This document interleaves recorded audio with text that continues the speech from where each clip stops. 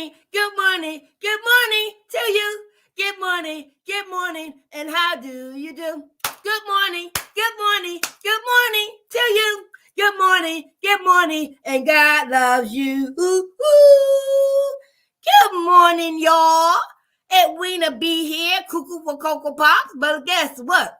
This is my time from 6:40 to 6:45. So I want to share with you songs that touch my spirit, touch my heart, gives me something to concentrate on this day while I'm delivering this message through the form that I have for you at 6:45. In a 12-step program, I didn't come in believing in God and loving God. No, it was all about me, right? And so through my 12-step program, and I increased my spirituality, and I learned a whole lot of spiritual things that I didn't know existed before. I thought I was doing everything. It wasn't no God, because I was taught that God was a punishing God. All right. So through this song, I'm going to share with you what somebody shared with me years ago, until I had that knee bowing experience underneath that park car 31 plus years ago. And so I love God now because I know who he is to me. And more importantly, I know who I am to him. Yeah, okay. So here's a song. So meditate while I get myself together for 6:45. I love you guys. I know y'all love me. All right, let's go ahead.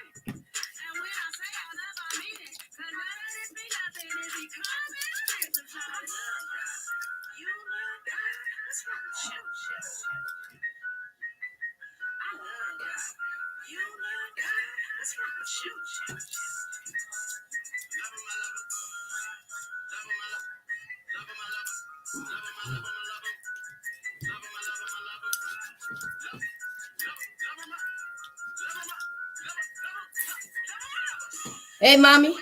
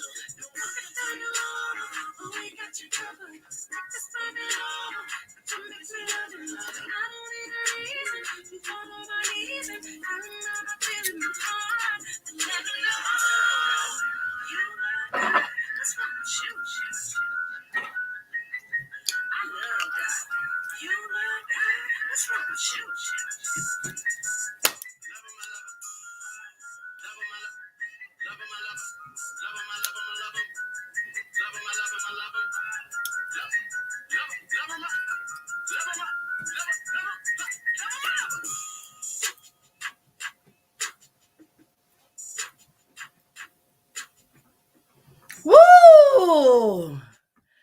Wow. I love God. What's wrong with you? Welcome to the Alcoholics Anonymous Daily Reflections reading for today, January the 21st of 2022. My gosh, it's already the third week in January of this new year. But guess what? It's a new day. God woke you up this morning. He woke me up and he said, rise. And he told others, lady, don't wake up. It's your time. But he said, you, me, rise. And for that alone, I need to say, thank you, Lord, for giving me one more day. Thank you, God. I love you, God, for giving me one more chance. So, through the 12 steps of Alcoholics Anonymous, you need to know I do not represent Alcoholics Anonymous, but I've been a proud, humble, and grateful member for over 31 plus years. And if it's God's choice that I rise on February the 23rd of 2022, we will be celebrating 32 years. I love God. And so, as a result of attending my 12-step meetings every day, in one way, shape, form, or fashion, I learned about how to get a God of my understanding. Because I told you I was taught that God was a punishing God. And in the 12-step spiritual program, they said, no, you get a God of your understanding. That eliminates all excuses for atheists, people who don't believe, agnostics. Listen, get a God of your understanding. And so through my 31 plus years, I found a loving, caring, disciplinary God who I love because he first loved me. We in a 12-step program, we were chosen. Yes, we were. My sisters and my brothers in that addiction, chosen. I stepped over dead bodies. I robbed dead bodies. I didn't call 911 when I saw dead bodies. I wasn't serving my brother. No, I was serving my addiction. That they use me to do their dirty work, huh? And so I've learned in the 12-step spiritual program how to utilize the spiritual tools to get a God of my understanding. And when I hollered out to that God that I did not know underneath that park car 31 plus years ago, I said, whoever they say you are, take me out this life now or show me a better way. 31 years later, he's still showing me. And that's why I love God. And because the 12-step program helped me to see that this God of my understanding loved me, chose me to be prepared to show you how great he is. To serve my brothers and to serve my sisters, to help them stay sober, achieve sobriety like I have. My God said, listen, sobriety was my gift to you. Your gift to me is to stay sober and help another alcoholic achieve sobriety. I can do that. So let's get right to the reading today. And so January the 21st, AA Daily Reflections, serving my brothers. Because I learned of a caring and affectionate and merciful and graceful God, I began to love myself. I hated myself. I loathed myself. What I had become at the age of 34 underneath a parked car, after the rapes, the suicide attempts, the beating up, the setting up, and all that, I hated myself. But I through the 12-step spiritual program. I love me today. Oh, I love me today and unconditionally. That's the difference. I love myself unconditionally. Why? Because the God that I learned and the God of my understanding, he loves me unconditionally too. Therefore, through me learning about this God who loves me, has helped me to love myself, and therefore I can love and serve my brother. So let's see what the reading says for today. So you know what I'm going to ask you to do. Close your eyes. I want you to hear what I'm reading. Close your eyes and listen to the words, okay? Hear the words. And then we'll read it together, okay? So take a cup of coffee, take a sip of your coffee, and hear these words I want to share with you, okay? It says, come on, where are you? All right. January the 21st, AA Daily Reflections reading, Serving My Brother. The member talks to the newcomer not in a spirit of power, but in a spirit of humility and weakness. This comes from Alcoholics Anonymous, Comes of Age book, page 279. And the alcoholic in recovery states his perspective. As the days pass in AA, I ask God to guide my thoughts and the words that I speak. In this labor of continuous participation in the fellowship, I have numerous opportunities to speak. So I frequently ask God to help me watch over my thoughts and my words, that they may be the true and proper reflections of our program. To focus my aspirations once again, to seek his guidance, to help me be truly kind and loving, helpful and healing, yet always filled with humility and free from any trace of arrogance. Today, I may very well have to deal with disagreeable attitudes or utterances, the typical stock in the trade attitude of the still suffering alcoholic. If this should happen, I will take a moment to center myself in God so that I will be able to respond from a perspective of composure, strength, and sensibility. Did you hear that? Serving my brother. Now, I want us to read it together, okay? Because when you hear, you're concentrating on what you're hearing.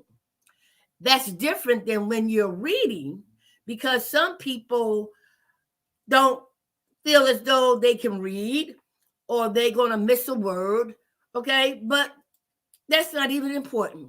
You do your best, okay? And so we're going to read it together, right? All right, so here we go. It says, January the 21st, AA, Daily Reflections reading, Serving My Brother. The member talks to the newcomer not in a spirit of power, but in a spirit of humility and weakness. AA Come of Age, page 279. The writer states his perspective. As the days pass in AA, I ask God to guide my thoughts and the words that I speak. In this labor of continuous participation in the fellowship, I have numerous opportunities to speak. So I frequently ask God to help me watch over my thoughts and my words, that they may be the true and proper reflections of our program. To focus my aspirations once again, to seek his guidance, to help me be truly kind and loving, helpful and healing, yet always filled with humility and free from any trace of arrogance. Today, I may very well have to deal with disagreeable attitudes or utterances, the typical stock in trade attitude of the still suffering alcoholic. If this should happen, I will take a moment to center myself in God so that I will be able to respond from a perspective of composure, strength, and humility. Huh? Did you see that? And so let me give you my perspective. And then I want to hear your perspective. The title alone, Serving My Brother, right? So when we think about serving, see, I have to take these words one word at a time because that's going to help me get the intent of the authors, right? Purpose and picking and choosing and stating and identifying those particular words. So let me hone in on just the word serving. Serving. Serving. What comes to your mind when you are serving? What comes in your heart, in your spirit, when you hear or perform the action of serving? Usually when you serve, you are extending your hands with something. You are placing at that person's hand, feet, table. You are saying, here I am and here you are. I'm here to serve this to you. I am serving. How does it feel when you at a restaurant and they come to you and they serve you your food? And they serve you your utensils. And you just sit back and you receive. See, you have to look at it from both angles in order to get the totality of what it's saying. We are born to serve. I didn't know that, right? We are spiritual beings encased in this physical body to be of service to others. And so when I look at the word serving, and it says serving what? My brother. My brother. Now, do I look at it? And I do look at it in the sense, well, I got two brothers, Henry and Eddie Boy, right? Okay. So they are the two youngest of the 6 kids. So my parents and their 4 sisters were there to serve them. To give to them, to provide for them, to protect them, to serve my brother Henry and my brother Eddie Boy, right? So when I hear the word my, that means within my domain, within my family, mine. What's mine? I'm serving my. Whoever that is, they mine, right? And so when I think of the word serving my, and then it says brother, I told you, my narrow-mindedness goes right to my brother Henry and Eddie, right? So that's where you have to begin, being of service, to my brother, right? I'm closed-minded. I think they talking about Eddie Boy and Henry. More will be revealed. Okay, so let's get to what they are saying in the text, right? It says here, the member, talking about an AA member like myself, talks to the newcomer, someone who's just come in the doors of Alcoholics Anonymous, may not know where he is, may not know why he's there. He may not even think he's an alcoholic. But the member, like myself, talks to the newcomer coming through the door not in a spirit of power. Let's stop there. Huh? Do not, should not, will not talk to the newcomer, the new person, with the spirit of power. Huh? What happens to you when you hear or you feel somebody is coming to you in a spirit of power? I had some person, share my meeting the other day that they don't like someone who raises their voice. Well, I raise my voice. But it's not in the spirit of power. It's in the spirit of humility and conviction and passion. Right? But her perception is that, and so I need to find out how that affects her. And she did say it just terrifies her.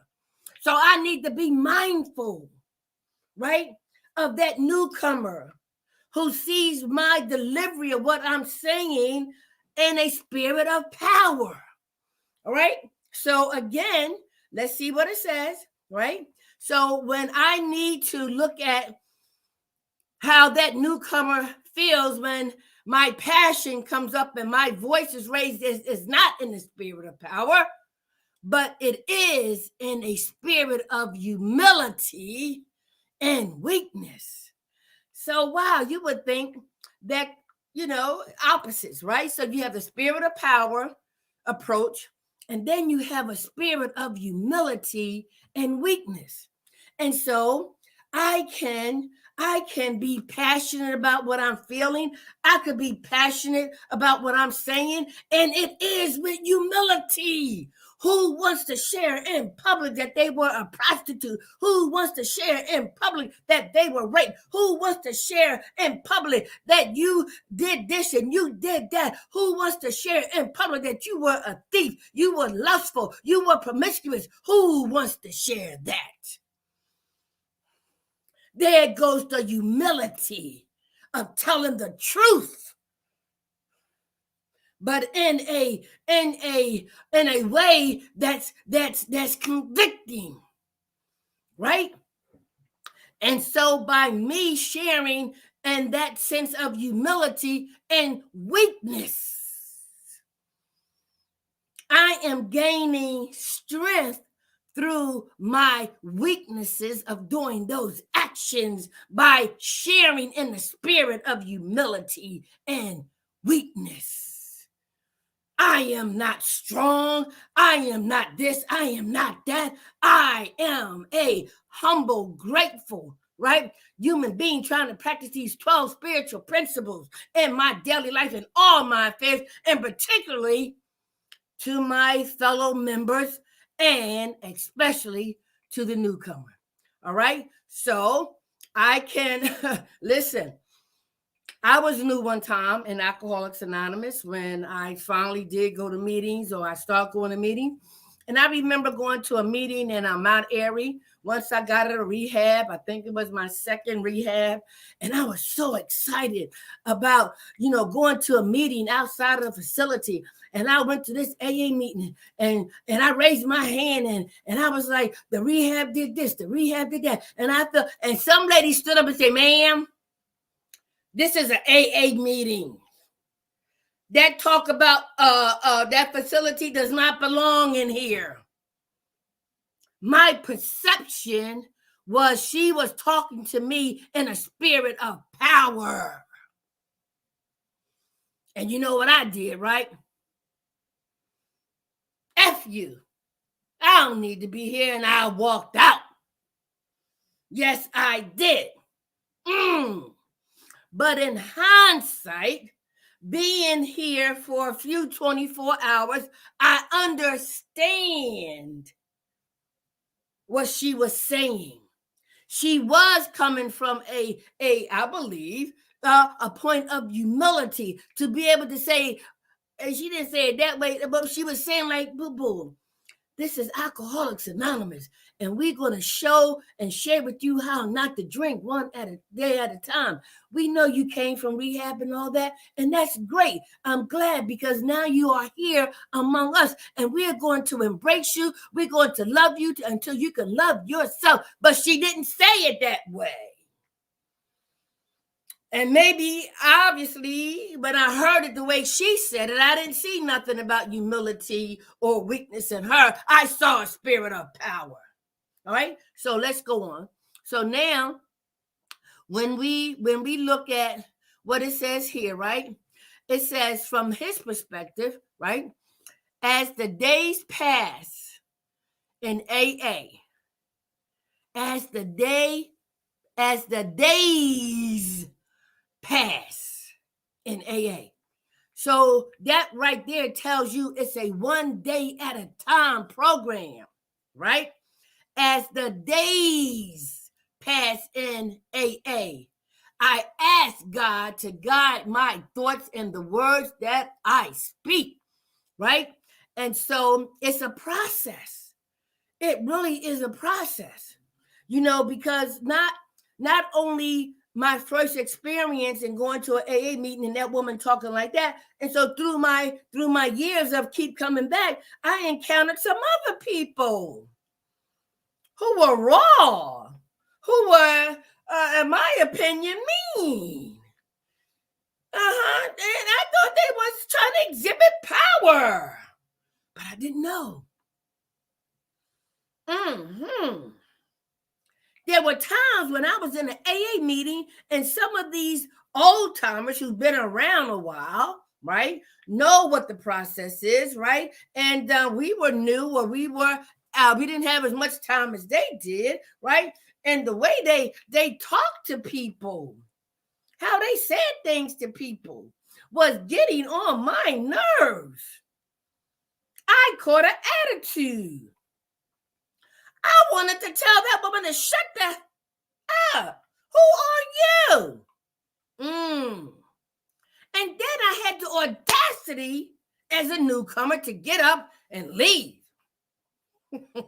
And she wasn't even talking to me. I got offended by the way she was talking to somebody else, because I perceived it was in a spirit of power and not in humility and weakness.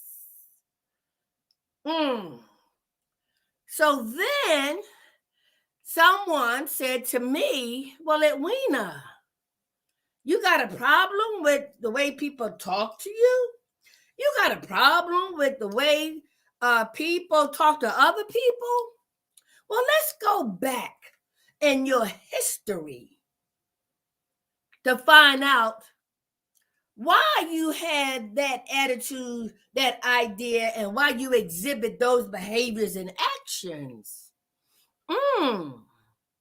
So it started back in my childhood when my father was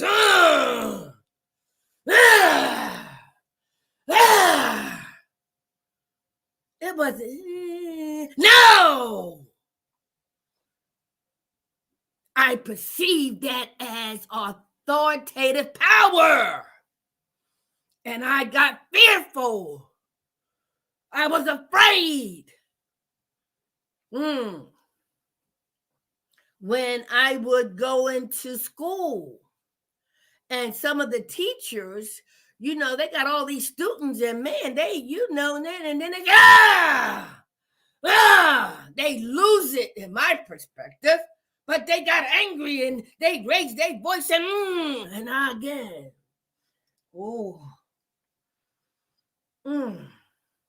So as children, we imitate what we see.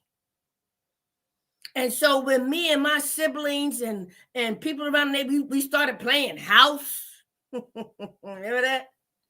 What did we do? Sit your butt down over there. Get your butt over here. This and that.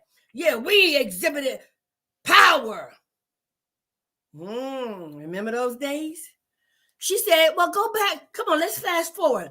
When you went to that hit house, when you went to that speakeasy, when you went to that bar, yeah, what kind of spirit did they project? And what kind of spirit were their words coming from?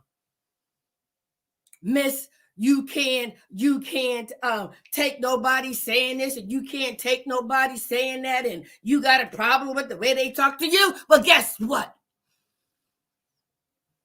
And those hit houses, speakeasy, those bars, they talk to you any kind of way. And why did I put up with it? Because I wanted what they had. So what was more important to me was getting my hit, getting my drink, getting my, marijuana. It didn't matter what they said or how they said. I didn't give a So don't tell me in recovery you got a problem with people saying things to you a certain way or raising their voice. What do you want? Wow, that changed my perspective, right? And so now I became a little more open-minded. And so as the days pass, right, I asked God to guide my thoughts and the words that I speak, particularly with newcomers. Some people are still hardcore. I may be, I don't use a lot of jargon. But I myself am very firm and am very direct, right? And I say what I need to say. But it's coming from a spirit of wanting to help you recognize that what we're saying here is not to hurt you, but to help you. But if you got a problem with that, go back to the way those people used to talk to you in those hit houses or the bar or speakeasy. Phew. And it goes on to say, in this labor of continuous participation in the fellowship. Did you hear that? In this labor of continuous participation in the fellowship, I have numerous opportunities to speak. Do you hear the word continuous? Do you hear the word continuous, right? So when they talk about continuous, right, participation. So by me being in recovery some few 24 hours, day after day after day after day after day, and want to go.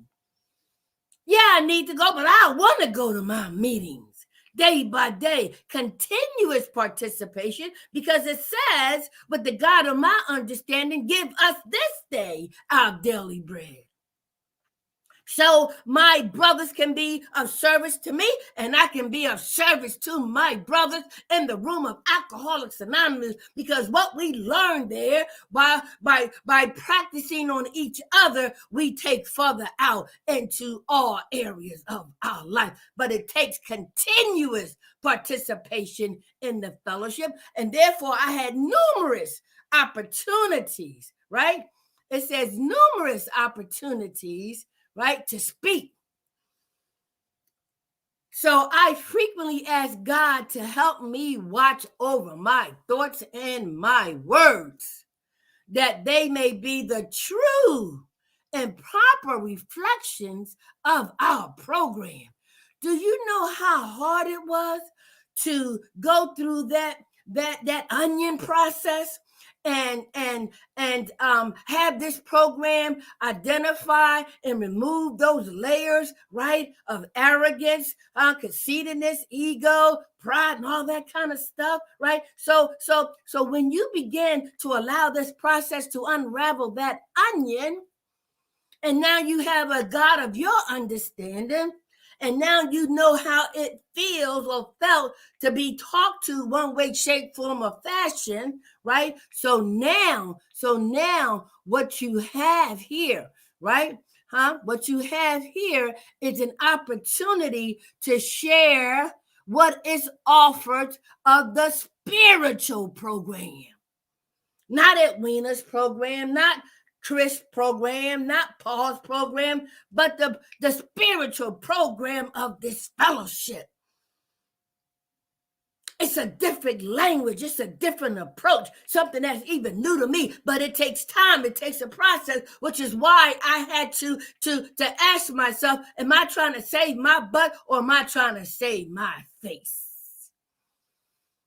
So that I can allow these people to serve me to show me how to stay sober one at a time, to share with me how they identify their higher power so that I can learn to give it back to my next brother coming in the door. I ain't got but oh my God, it's time already. All right. So, okay, so now it says here to focus my aspirations once again to seek his guidance, to help me be truly kind and loving, helpful and healing, yet always filled with humility and free from any trace of arrogance. Now, sometimes, when you're speaking, you don't know who's speaking, because that enemy when it comes out and ooze out and all the kind of stuff and the God thing, but God can mean G-O-D, good orderly direction. Right? And so I ask this higher power to help me be truly kind and loving. And a lot of times I just have to withhold what I want to say and really pray on and ask God to help me, like we shared the other day. Humbly ask for help, to keep my mouth closed, to walk away because I don't want to say the wrong thing. Right? And then it says, today I may very well have to deal with disagreeable attitudes or utterance, the typical stock and trade attitude of the still suffering alcoholic. If this should happen, I will take a moment to center myself in God so that I will be able to respond from a perspective of composure, strength, and sensibility. Remember we talked yesterday about hitting that pause button? I can hit that pause button when I want to attack my brother instead of be of service to him.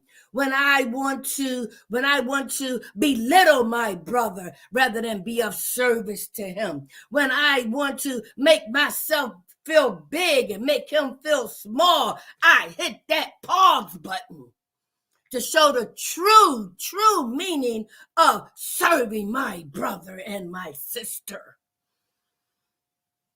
That's why the God of our understanding says, as long as you stay sober, apply these spiritual principles in your life, you will begin to exhibit, the spiritual principles of this program by what you say, how you say it, but in the form of humility. Yes. So through humility, I know I am serving my brother in any way, shape, form, or fashion. Not my brother Henry or Eddie Boy, but all my brothers and sisters of God. So, listen, when I hit that pause button and I ask for help, that Spirit of God is going to come through. If I don't hit that pause button and I don't ask for help, that other spirit is going to come through. And I won't be serving my brother. I will be hurting him. Lead by example. No matter what, I lead by example. I gotta go. Love you guys. Thank you. Wear your mask, social distancing, get vaccinated, get your children vaccinated, get your booster shot, wash your hands, social distancing, right? And wear that mask that really works, that KN95 or N95. Listen, I done took off all the masks. I don't wear makeup no more, right? Look, yeah. So I could go all day without these because I got a mask on, right? I love you guys. And if it's God's wish that we are rejoined tomorrow, I'll be here and I hope you will be too. I love you. You don't love God? I love God. And it shows, don't it? Woo! Because he